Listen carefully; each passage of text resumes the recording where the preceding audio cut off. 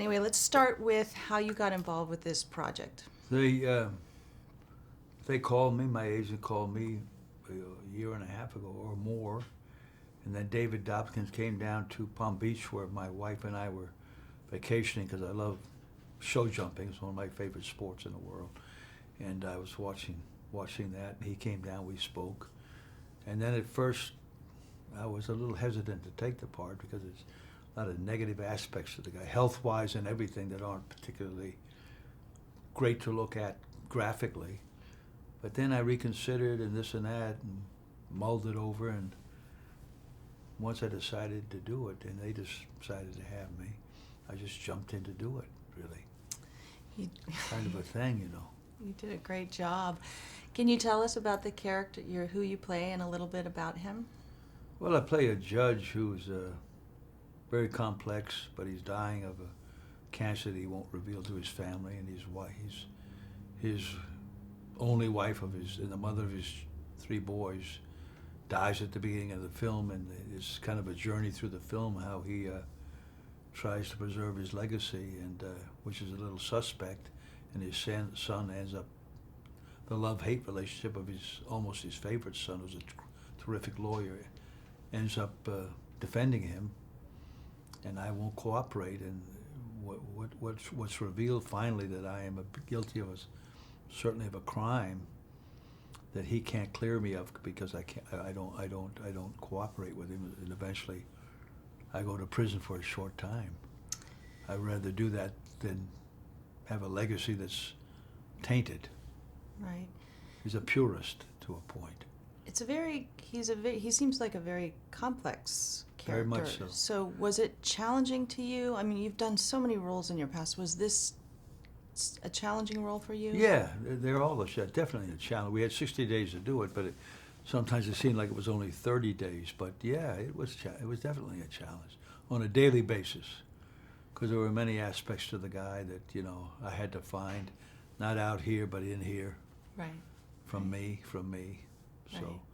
starting from talking and listening and talking with Robert Downey, who was wonderful to work with, Billy Bob, the people playing my 2 sons.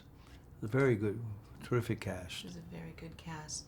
So let's talk about the David Dobkin and his rehearsal process, which is a little unusual, I'd say, for this group of actors. How did that? What do you mean? When he called everybody together for a rehearsal. Right. So how was that, being in a room with all these people actually rehearsing for your? Well, we rehearsed different on an individual basis, and then we rehearsed collectively. You know, one day we sat down and improvised for 90 minutes, the whole family, me, the 3 boys, and it was to get to know each other as people, as Bobby and Robert, and as the characters, and that helps. Everything helps, you know, especially if you get to know the other actors as people, Mm-hmm. knowing who you're dealing with. Mm-hmm. Yeah, it seemed like it was helpful. And David Dobkin, what does he bring to this as a director, or how would you describe him as his directing style? Well, I don't know. What do you think? What's the usual thing? I mean, he would come and set the tone with Janusz, the wonderful cinematographer. They would, so to speak, somewhat plan out the scene on a daily basis. Then the actors, we would come in, and we would meld with his process and our process, and the 2 would meet. Mm-hmm. Because he would set it up like any really good directors do, and then the actors come in and they present what they do. So you never know what it's going to be. You can't choreograph it. You have to see what's going to happen. Mm-hmm.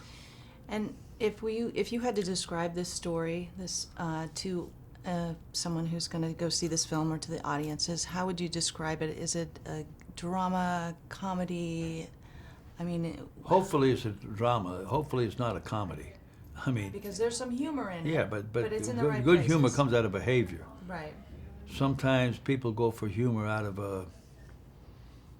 for a better word, a shtick, but it should come out of the behavior. Mm-hmm. The best humor in life, when I see somebody, I sometimes see professional comics that don't make me laugh, but I see somebody on the street that has certain behavioral things that present humor to me. That's more funny than somebody trying to be funny. So I think also in acting and theater and so forth, in finding a character, you have to find the humor in the behavior to offset whatever the seriousness, and also at times vulnerability to offset the other.